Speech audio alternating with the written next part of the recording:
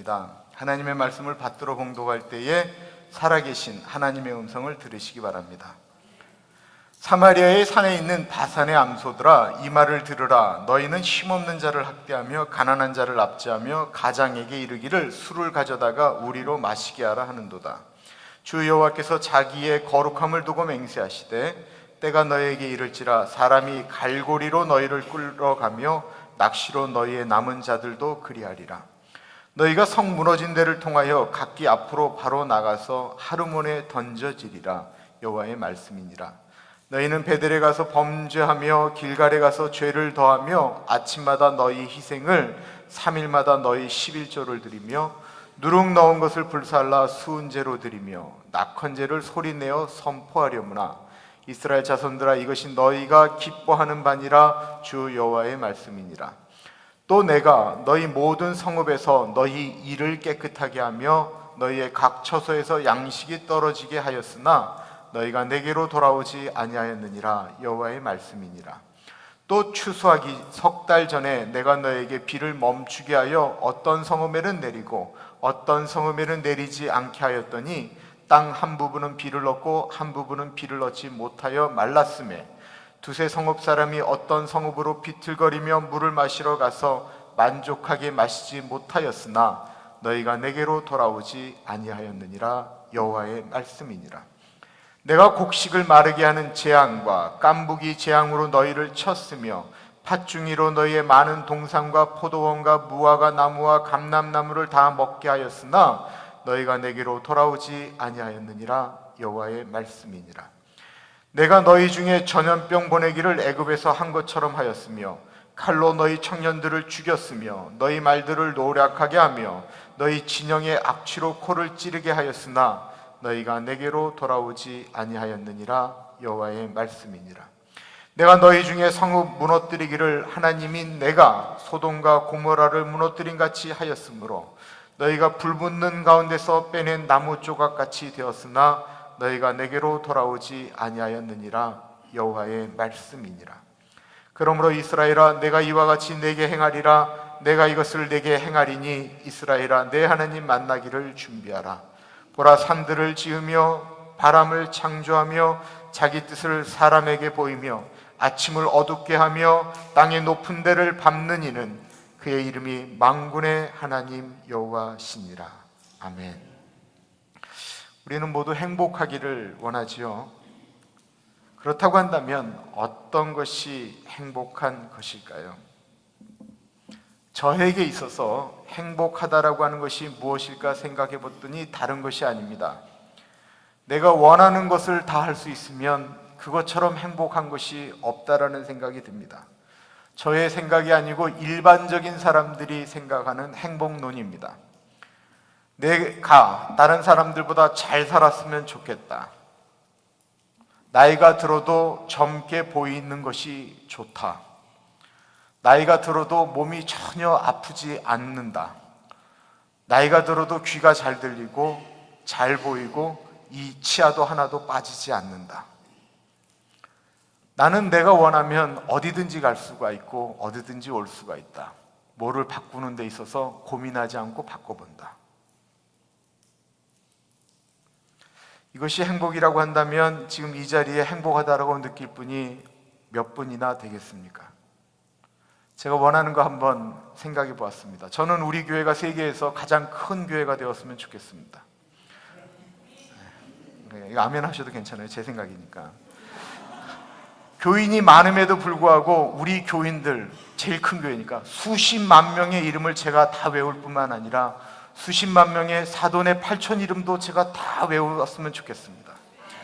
제가 설교만 하면 우리 교인들이 웃었다 울었다 막 이랬다가 예배만 끝나면 너무 감격에 겨서 저를 보면서 말을 잇지 못하고 목사님 이러다가 가셨으면 좋겠습니다. 제 머리숱이 더 많았으면 좋겠고요. 50이 넘었음에도 불구하고 키가 자라는데 다리만 자랐으면 좋겠습니다. 교인들과 하루에 10끼를 먹는데도 전혀 살찌지 않고요. 더 원하는 것이 있다고 한다면 때때마다 원하는 곳에 선교사님들이 오면 돈을 펑펑 써주는데도 돈이 부족하지 않았으면 좋겠습니다. 더 원하는 것이 있다고 한다면 제가 기도하면 비가 내리고 제가 기도하면 피가 멈춰지는 놀라운 역사가 있었으면 좋겠습니다. 제가 기도만 하면 병자들이 벌떡벌떡 일어나고, 제가 기도만 하면 안 좋은 사람들하고 다다닥 하고 넘어졌으면 좋겠습니다. 그건 아니에요. 제가 어디에 이사만 갔다면 제가 그 도시로 이사감과 동시에 그 도시의 범죄율이 다 줄고 도시가 너무 좋아지기 때문에 제가 아침에 일어나면 여러 도시의 시장님들이 저를 만나서 제발 우리 동네로 좀 이사 와달라고 이야기했으면 좋겠습니다. 제가 우리 집사람에게 무슨 말을 하면 우리 집사람이 저에게 주의 계집종이오니 말씀만 하옵소서 라고 그랬으면 좋겠습니다. 그런데 이 일이 하나도 이루어지지 않는 거예요. 그러면 제가 불행한 겁니까? 과연 다 이루어지면 행복할까요? 하나님이 원하시는 행복이 무엇이냐라고 하는 것입니다. 행복론이라고 하는 것은 늘 두 가지가 가고 있습니다. 하나는 제가 앞에 이야기한 거예요. 내가 원하는 대로 하기 때문에 행복하다라고 이야기하는 일반론적인 행복론입니다. 다른 하나는 다른 사람이 행복하기 때문에 내가 행복하다라고 하는 조금은 고급스러운, 그러나 하나님이 원하시는, 하나님이요 이 행복을 얼마나 원하셨냐면 사람들이 살 수만 있다면, 사람들이 행복할 수만 있다면 내 아들 보내서 찢어도 내가 행복하겠다라고 느껴서 하나밖에 없는 아들을 보내면서까지 행복이라고 하는 건 네가 행복하면 내가 행복한 거야 라고 하면서 이야기하셨다라는 것입니다. 오늘날 우리 신앙인들이 추구하는 행복은 어떤 것일까요? 오늘 본문은 그 대답을 이야기하고 있습니다. 1절을 보세요.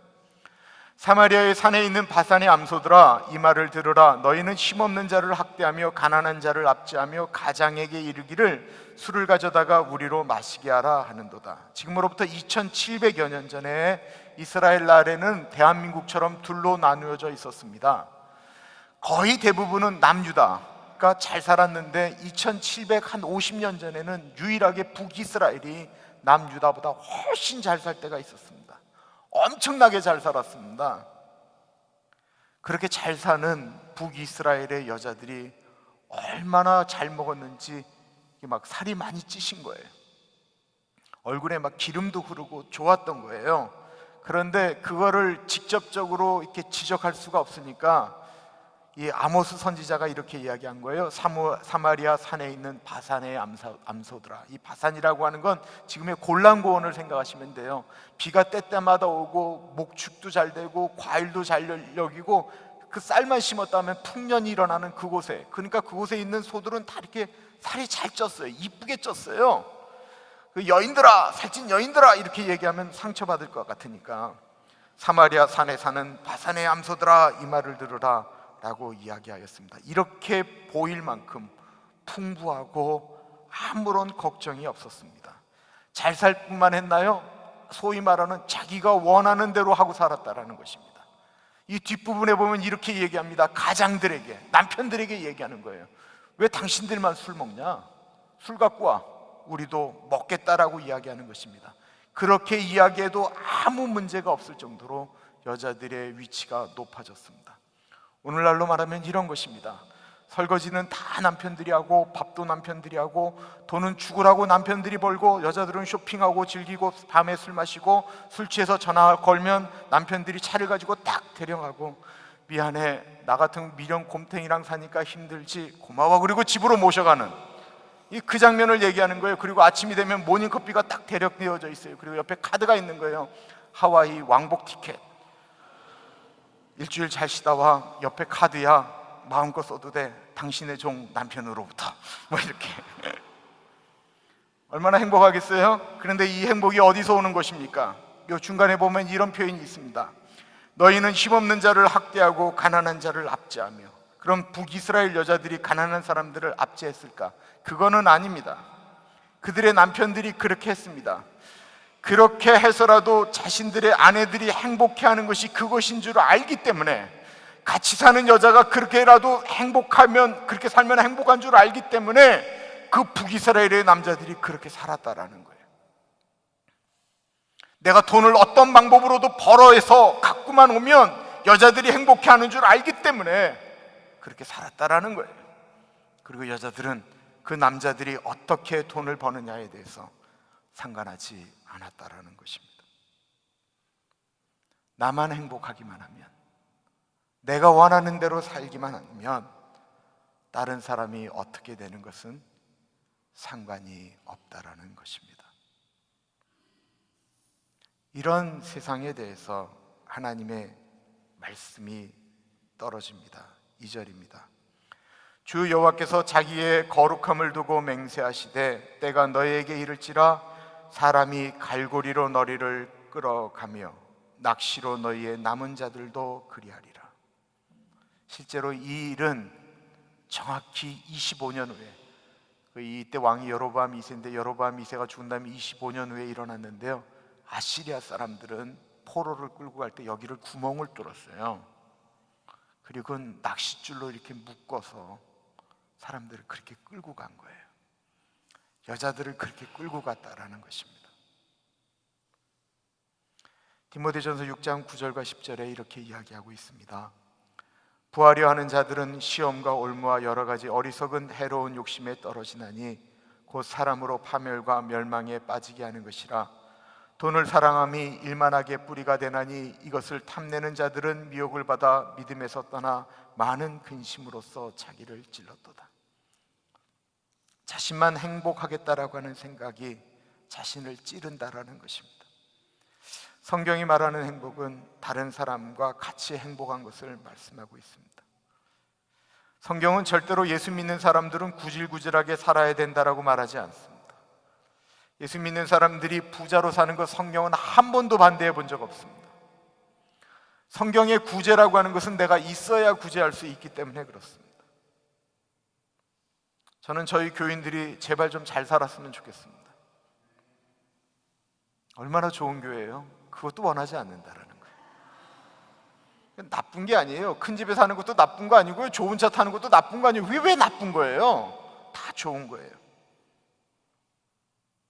그러나 나만 누리겠다라고 이야기하는 순간 그것을 유지하기 위해서 어떠한 방법도 우리에게 들어올 수 있다라는 것입니다. 우리의 삶의 영역은 세 가지가 있습니다. 하나는 사적인 영역입니다. 우리가 공사 구분하자고 하잖아요. 사적인 부분. 사적인 부분은 내 개인의 삶입니다. 우리 가족과 사는 삶, 부부의 삶, 내가 개인적으로 일하고 움직이고 해서 만들어가는 것, 그건 사적인 영역이에요. 이건 우리 모두에게 다 있어요. 그리고 우리 모두에게 다 있는 또 하나가 있는데 그건 공적인 영역이에요. 우리는 미국의 법을 지키며 살아야 되는 국민으로 살고 있고요, 이웃과 더불어 살아야 되는 책임이 있고요, 또한 교인으로서 우리가 예배를 드리면서 교인들과 더불어 살아가는 이 모든 것들 다 공적인 부분입니다. 또 다른 하나가 있습니다. 하나는 바로 신앙적인 영역입니다.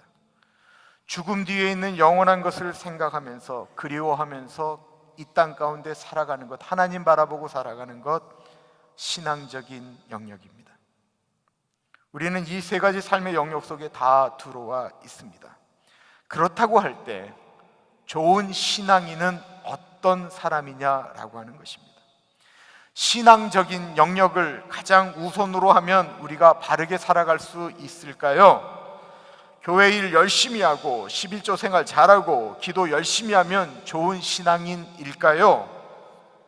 그렇다고 한다면 아모스가 말하는 이스라엘 사람들은 정말로 신앙생활을 잘했습니다. 4절 5절 보세요. 너희는 베델에 가서 범죄하며 길갈에 가서 죄를 더하며 아침마다 너희 희생을 3일마다 너희 11조를 드리며 누룩 넣은 것을 불살라 순제로 드리며 낙헌제를 소리내어 선포하려무나 이스라엘 자손들아 이것이 너희가 기뻐하는 바니라 주 여호와의 말씀이니라. 이 베델과 길갈이라고 하는 것은 북이스라엘의 종교적인 도시였습니다. 예배를 드릴 수 있는 가장 큰 예배당이 있었던 곳이었습니다. 거기에 가서 아침마다 자신들이 지은 죄를 용서해달라고 희생 제사를 드립니다. 그리고 3일마다 11조를 드립니다. 수은 제사를 드렸다라고 하는 것은 수은 제사는 하나님과 사람 사이에 평화를 구하는 제사를 의미하는 거예요. 낙헌 제사를 드렸다라고 했습니다. 이 낙헌 제사는 무조건 감사하면서 드리는 제사입니다. 정말 멋진 신앙생활 아닙니까? 새벽마다 하나님께 자기의 죄를 고백하는 제사를 드리고 3일마다 11조를 드리고 하나님과 평화하기 위해서 예배를 드리고 또 그냥 무조건 감사하는 제사를 드렸다라는 거예요. 멋진 신앙생활이죠. 그런데 아모스가 이 말을 했던 것은 비꼬면서 말한 것입니다. 북이스라엘 사람들이 앞에 언급한 것 같이 수많은 사람들에게 죄를 지었습니다. 어디서 졌죠? 신앙적인 영역에서 졌습니까? 아닙니다. 사적인 영역에서, 공적인 영역에서 그들은 죄를 졌습니다.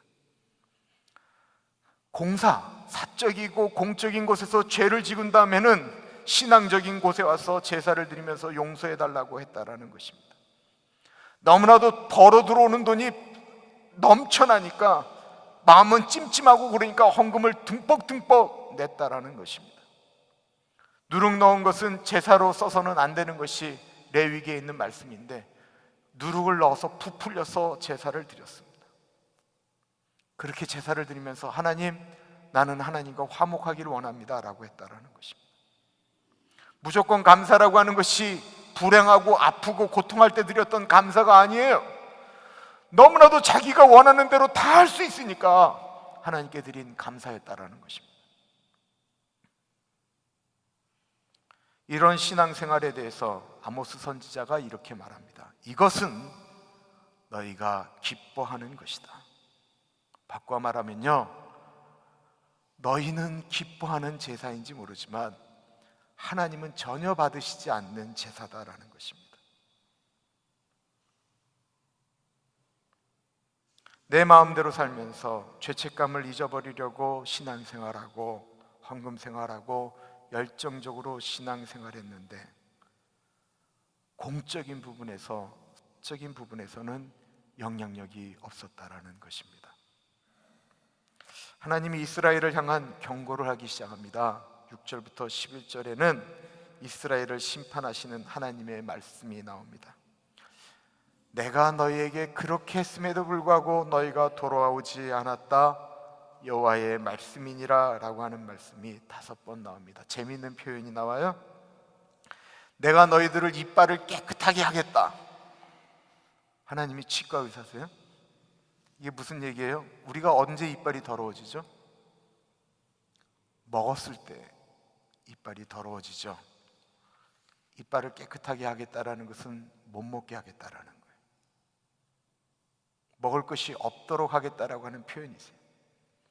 비를 하나님이 내리시기는 내리시는데 때에 따라 이른 비와 늦은 비를 내리는 것이 아니고 비가 꼭 필요할 때는 비를 내리지 않는 거예요. 그리고 비가 더 이상 필요하지 않을 때 비를 쏟아 부어주시는 거예요. 하나님이 그렇게 이스라엘을 어렵게 만드시겠다라는 것입니다. 그런데도 돌아서지 않았다라는 것입니다. 하나님께서 이렇게 말씀하시는 건 그렇게 살지 말라라고 하는 뜻 아니겠습니까? 그러면 어디에서 그렇게 살면 안 되는 것입니까? 공적인 부분입니까? 사적인 부분입니까? 아니면 신앙적인 부분입니까? 모두 다입니다. 균형입니다. 공적인 부분과 사적인 부분에 욕심이 들어올 때가 있기 때문에 우리는 신앙적인 부분을 꼭 붙들어야 됩니다. 신앙적인 부분을 꼭 붙들어야 사적이고 공적인 부분에 욕심이 들어올 때 그것을 신앙으로 물리칠 수 있습니다. 그러나 신앙적인 부분만을 강조하다 보면 공적인 부분과 사적인 부분이 약해지기 때문에 다시 말씀드려서 세상 속에 사는 그리스도인으로 살아가는 영역이 약해진다라는 것입니다. 우리 예수 믿는 사람들에게 있어서 제일 편한 신앙생활이 뭡니까? 주일날 한번 최선을 다해서 하나님께 예배드리고 교회에서 원하는 대로 성경 공부하고 신앙생활 다 하고 월요일부터 토요일까지는 세상 사람들이 일반적으로 원하는 상식과 그 방법으로 살아가면 그게 제일 편합니다. 그렇기 때문에 이 세상에 많은 그리스도인들이 그렇게 살아갑니다.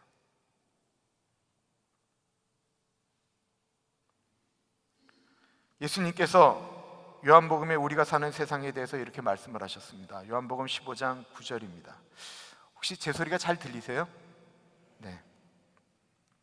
너희가 세상에 속하였으면 세상이 자기의 것을 사랑할 터이나 너희는 세상에 속한 자가 아니요 도리어 세상에서 나의 택함을 입은 자인고로 세상이 너희를 미워하느니라. 이 말씀이 뭐냐면 우리는 세상 속에서 살고 있지만 우리의 신분은 세상 속에 속해 있지 않다라고 하는 것입니다.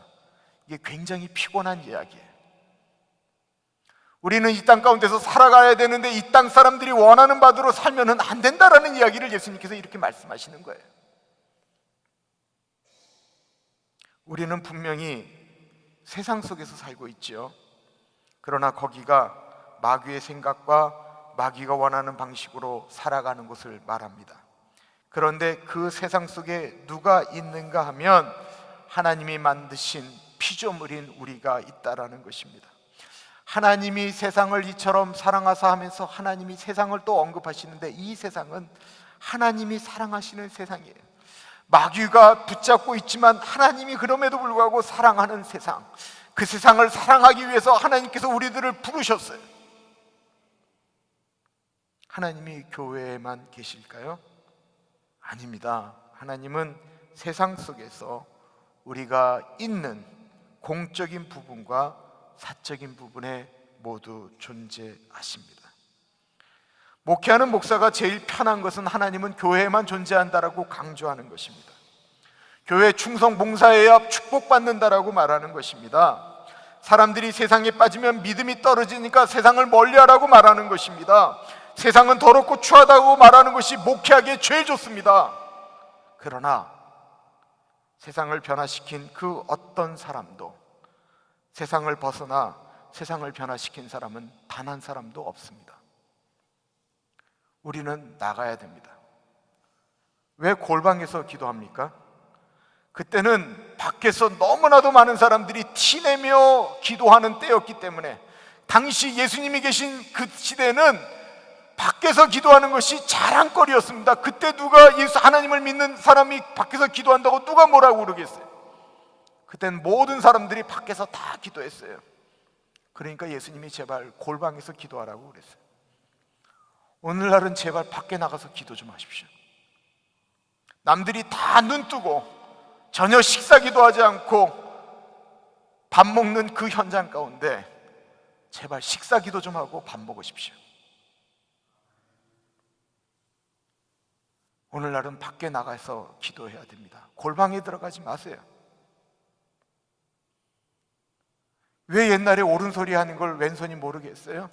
너무나도 티내게 행동을 하니까 제발 좀 그렇게 하지 말라고 예수님이 말씀하셨어요. 그러나 요즘은 제발 예수 믿는 사람들이 잘하는 거, 누구 도와주고 막 열심히 했던 거 제발 신문에 도배가 좀 됐으면 좋겠어요.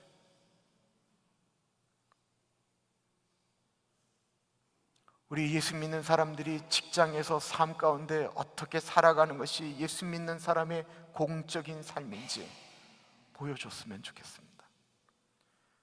지금 한국의 광장마다 광장 기도회를 인도하는 분이 저희 교회 왔던 이용희 교수님이에요. 그전에는 통일을 달라고 골방에서 기도했어요. 산에서 기도했어요. 그런데 그 돌아가신 CCC 김중건 목사님이 돌아가시기 전에 이렇게 말씀하셨어요. 이제는 예수 믿는 사람들이 골방으로 들어가지 말고 밖에 나가서 광장에서 기도하자.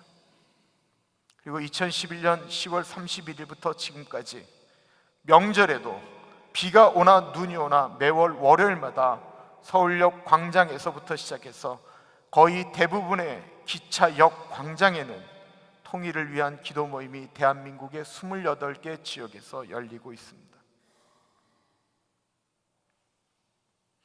연예인들이 예전에는 상을 받으면 하나님께 영광을 돌립니다라는 말을 너무나도 흔하게 했기 때문에 그때는 놀라운 일도 아니었습니다. 그런데 이제는 시상식에서 그렇게 얘기했다는 돌맞이니까 아무도 상을 받은 다음에 하나님께 영광을 돌린다라는 말을 못하게 되었습니다. 이제 우리가 밖에서 예수 믿는 티를 낼 뿐만 아니라 티를 내에 있어서 그것에 대한 책임을 졌으면 좋겠습니다. 식당에서 우리가 소리를 내서 기도했다고 한다면, 우리가 식당에서 예수 믿는 사람들이 모여서 교회 이야기 했다고 한다면 팁을 내실 때 정확하게 내십시오. 좀 더 내십시오. 일하는 직장에 성경책 꽂아 놓았다고 한다면, 그래서 그 자리에서 큐티한다고 한다면 내가 그 직장에서 나에게 주는 돈 이상으로 일을 하는 것이 예수 믿는 사람의 공적인 책임입니다. 내 자녀들에게 예수 잘 믿어라 말하기 전에 내가 예수 믿는 사람답게 살아가는 모습을 보여주어야 합니다. 날마다 다른 것 같고 돈 때문에 싸우면서 예수님이 이 땅 가운데 우리를 책임지시는 주인이다라고 얘기하면 아이들은 그렇게 말하지 않지만 아이들의 머릿속에는 본 것이 있기 때문에 돈이 최고다라고 생각할 것입니다. 이렇게 말씀드림에도 불구하고 우리는 약하지요. 우리는 연약합니다. 그래서 우리는 신앙적인 영역에서 우리는 기도할 수밖에 없습니다. 하나님, 내가 하나님께 예배를 드리는데 예배를 드리며 나가는 그 사적인 영역에서, 그 공적인 영역에서도 내가 하나님의 아들답게 딸답게 살아야 되는데 하나님, 나는 돈에 약합니다. 나는 사람에게 약합니다. 하나님, 나는 무엇에게 약합니다. 하나님, 하나님이 나를 도와주시지 아니하시면 나는 아무것도 할 수밖에 없습니다. 예배를 드릴 때 하나님께 제발 좀 도와달라고, 하나님 나와 좀 같이 해달라고, 하나님 내가 저 무서운 공적인 영역으로 들어가는데 하나님 나와 함께 해달라고.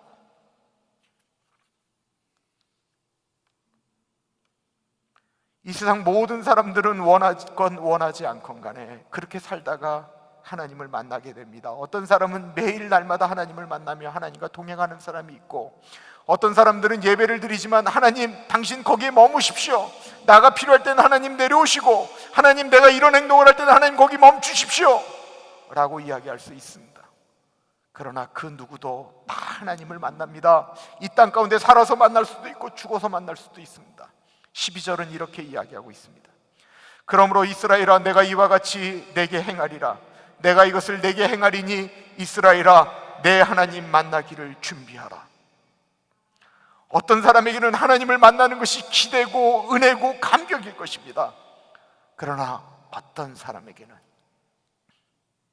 하나님을 만나는 것이 두려움일 것입니다. 우리가 하나님을 만나는 그곳은 어디인지 모릅니다. 교회에서 예배드리다가 만날 수도 있고, 혹은 집에서 혹은 직장에서 만날 수도 있습니다. 어찌되었든 우리는 하나님을 꼭 만나게 됩니다. 이 만남은 피할 수가 없습니다. 하나님은 하나님이 만나는 그 현장 가운데 하나님이 원하셨던 행복을 가지고 말씀하십니다. 마태복음 25장에는 하나님을 만났을 때 하나님이 그 사람에게 고백하는 행복론을 말씀하고 있습니다. 그때 임금이 그 오른편에 있는 자들에게 이르시되, 내 아버지께 복받을 자들이여, 나와 창세로부터 너희를 위하여 예비된 나라를 상속받으라. 내가 줄일 때에 너희가 먹을 것을 주었고, 목마를 때에 마시게 하였고, 나그네 되었을 때에 영접하였고, 헐벗었을 때에 옷을 입혔고, 병들었을 때에 돌보았고, 옥에 갇혔을 때에 와서 보았느니라. 이에 의인들이 대답하여 이르되, 주여, 우리가 어느 때에 주께서 줄이신 것을 보고 음식을 대접하였으며 목마르신 것을 보고 마시게 하였나이까? 어느 때에 나그네 되신 것을 보고 영접하였으며 헐벗으신 것을 보고 옷 입혔나이까? 어느 때에 병드신 것이나 옥에 갇히신 것을 보고 가서 배웠나이까 하리니, 임금이 대답하여 이르시되, 내가 진실로 너에게 이르노니 너희가 여기 내 형제 중에 지극히 작은 자 하나에게 한 것이 곧 내게 한 것이니라 하시고, 내 옆에 있는 사람이 행복하면 하나님이 행복하세요. 그리고 그 하나님이 나에게 전이가 되는 거예요. 그리고 하나님께서 우리를 만났던 그날, 내가 너와 함께 영원하게 행복을 하겠다라고 말씀하시는 것입니다. 균형 잡힌 신앙, 균형 잡힌 행복은 교회 안에 없습니다. 교회는 균형 잡힌 신앙과 균형 잡힌 행복을 추구할 수 있는 힘을 달라고 기도하는 곳이고요. 그리고 그 행복을 만드는 곳은 교회 밖에 있습니다. 우리는 내가 예수 믿는 것 때문에 우리 주변에 있는 분들이 행복해지는 행복의 집합체, 행복의 통로가 되어지기를 간절히 축원합니다. 기도하겠습니다.